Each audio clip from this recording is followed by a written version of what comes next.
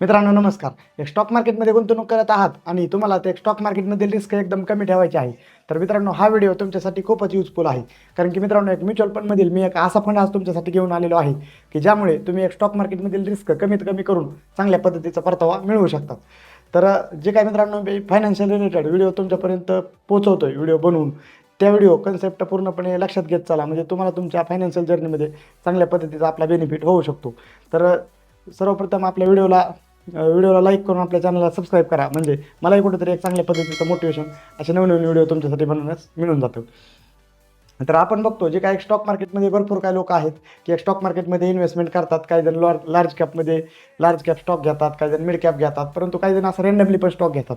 मग तुम्हाला एक पूर्णपणे एक पर्टिक्युलर एक लॉंग टर्ममध्ये रिटर्न्स कुठेतरी त्याचे मिळत नाही. त्याचं कारण काय की आपला पोर्टफोलिओ जो आहे तो पूर्णपणे वेल डायव्हर्सिफाय नसतो आणि त्या पोर्टफोलिओची रिस्क मॅनेजमेंट नसते. त्यामुळं आपण एक स्टॉक मार्केटमध्ये इन्व्हेस्टमेंट करत करत एक हायब्रिड फंड हा फंड जर तुम्ही तुमच्या पोर्टफोलिओमध्ये जर ॲड केला तर तुम्हाला त्या हायब्रिड फंडचा फायदा एकदम लाँग टर्ममध्ये चांगल्या पद्धतीचा मिळू शकतो.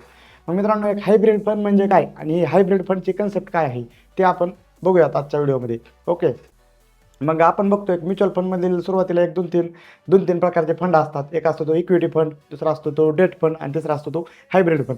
मग आपण एक हायब्रिड फंड आज बघत आहोत.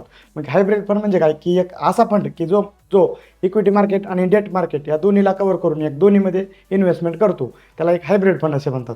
म्हणजे काय की एक तुम्ही जर हायब्रिड फंडमध्ये पैसे गुंतवले तर यातला पैसा पूर्णपणे 100% पैसा शेअर मार्केटिंगमध्येही जात नाही आणि 100% पैसा डेट मार्केटमध्येही जात नाही.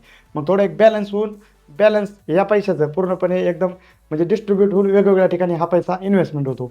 मग एक हायब्रिड फंडचा मित्रांनो एक सगळ्यात महत्त्वाचा हायब्रिड फंडचा फायदा काय आहे की आपल्याला एक स्टॉक मार्केटमध्ये जे काही व्हॉलटाईल मार्केट असते त्या स्टॉक मार्केटच्या व्हॉलॅटिलिटीचा कुठेतरी ती जी काही रिस्क असते ती रिस्क रिड्यूस होते. त्याचं कारण काय की एक सपोज तुम्ही एक ₹100 या हायब्रिड फंडमध्ये इन्व्हेस्टमेंट केली, मग तुमची इन्व्हेस्टमेंट एक ₹60 इन्व्हेस्टमेंट स्टॉक मार्केटमध्ये जाते आणि ₹40 इन्व्हेस्टमेंट इक्विटीमध्ये जाते. मग असे वेगवेगळ्या पद्धतीचे प्रत्येक फंडचं वेगवेगळं त्याचं म्हणजे कंट्रीब्युशन वेगवेगळ्या इन्व्हेस्टमेंटचं असते.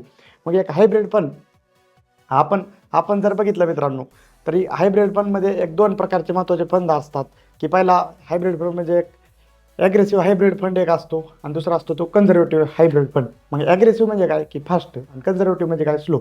मग ॲग्रेसिव्ह हायब्रिड फंड म्हणजे काय की ज्या हायब्रिड फंडमध्ये एक 85% म्हणजे 65% जास्त इक्विटी असते आणि राहिलेले जे काय डेट इन्व्हेस्टमेंट असते त्यात आपण ॲग्रेसिव्ह हायब्रिड फंड असे म्हणतो.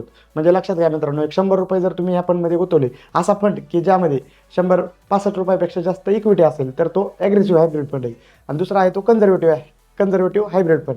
म्हणजे ज्या हायब्रिड फंडमध्ये एक कमी प्रमाणात इक्विटी आणि जास्त प्रमाणात डेट इन्व्हेस्टमेंट असते त्यास कन्झर्वेटिव्ह हायब्रिड फंड म्हणतो. मग जवळजवळ एक 60 ते 70% डेटमध्ये इन्व्हेस्टमेंट जाते आणि जवळजवळ एक 25 ते 30% इक्विटीमध्ये इन्व्हेस्टमेंट जाते ह्या कन्झर्वेटिव्ह हायब्रिड फंडमध्ये. आणि अजून एक तिसरा एक प्रकार कोणता असतो बॅलन्स्ड हायब्रिड फंड. बॅलन्स्ड म्हणजे काय त्याचा एक अर्थच आहे बॅलन्स्ड म्हणजे दोन्ही करून बॅलन्स. म्हणजे एक 60% डेटमध्ये आणि 40% इक्विटीमध्ये हे तीन प्रकारचे फंड आहेत मित्रांनो हायब्रिड फंडमध्ये. मग तुमच्या पर्टिक्युलर इन्व्हेस्टमेंटचं गोल, तुमच्या पर्टिक्युलर इन्व्हेस्टमेंट मागचं इंटेन्शन त्याच्यावर त्या गोष्टी डिपेंड करतात. मग ही जी काही हायब्रिड फंडमधील जी काही इन्व्हेस्टमेंट आहे मित्रांनो, ही इन्व्हेस्टमेंट तुम्हाला एक लाँग टर्ममध्ये चांगल्या पद्धतीचा एकदम सेफ्टी आणि रिटर्न्स मिळवून देते. मग तुम्हाला ॲग्रेसिव्हली जायचं आहे का कन्झर्वेटिव्ह जायचं आहे हे तुम्ही तुमच्या रिस्क प्रोफाईलवर डिपेंड करू शकतात. मग त्यासाठी एक हायब्रिड फंडचा एक 2-3 महत्त्वाचे फायदे म्हणजे काय की हायब्रिड फंडचा पहिला फायदा म्हणजे जे काही स्टॉक मार्केट जर पडलं तरी आपल्याला या फंडमध्ये इतकी व्हॉलॅटिलिटी आपल्याला बघता येत नाही, म्हणजे बघायला मिळत नाही. त्याचं कारण काय की पूर्णपणे स्टॉक मार्केटवर हा फंड डिपेंड नसतो. हा पहिला फायदा झाला. दुसरा फायदा म्हणजे काय एक बिगिनर फ्रेंडली फंड आहे मित्रांनो. बिगिनर म्हणजे काय जर तुम्हाला म्युच्युअल फंडमध्ये इन्व्हेस्टमेंट जस्ट सुरूच जर करायची असेल तर तुमच्यासाठी हा fund one of the best आहे. त्याचं कारण काय की याचं जे काय फ्लक्च्युएशन आहे या फ्लक्च्युएशनचा तुम्हाला कुठेतरी एक पेन न होता लाँग टर्ममध्ये चांगल्या पद्धतीचे रिटर्न्स मिळतात. आणि एक तिसरा जर याचा फायदा बघायला गेलं तर ॲटोमेशनमध्ये बॅलन्स होतं ती. म्हणजे काय की ते आपण केलेली इन्व्हेस्टमेंट आपल्याला फक्त त्या फंडमध्ये SIP किंवा लमसम इन्व्हेस्टमेंट करायची आहे. त्याचा जो काही फंड मॅनेजर आहे तो ऑटोमॅटिक त्या गोष्टी तुमच्या फंडचं जे काही डिस्ट्रीब्युशन आहे तो बॅलन्स करतो. त्यामुळे आपल्याला बाकी कुठल्याही गोष्टीचं म्हणजे टॅलेंट किंवा नॉलेज किंवा कोणत्या गोष्टी काय करायची गरज नाही. आपण फक्त एक हायब्रिड फंडमध्ये इन्व्हेस्टमेंटचा डिसिजन घ्यायचा आणि फक्त एक पेशन्स ठेवायचं बस. आणि लाँग टर्ममध्ये कन्सिस्टन्सली आपण ती इन्व्हेस्टमेंट करत राहायचं.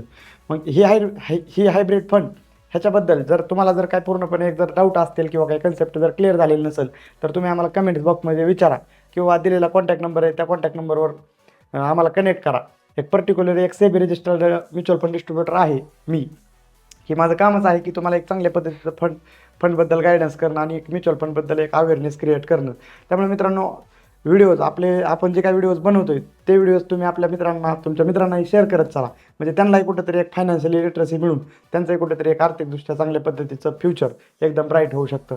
व्हिडिओ आवडला तर व्हिडिओला अजून एकदा लाईक करा, चॅनलला सबस्क्राईब करा. थँक्यू, धन्यवाद.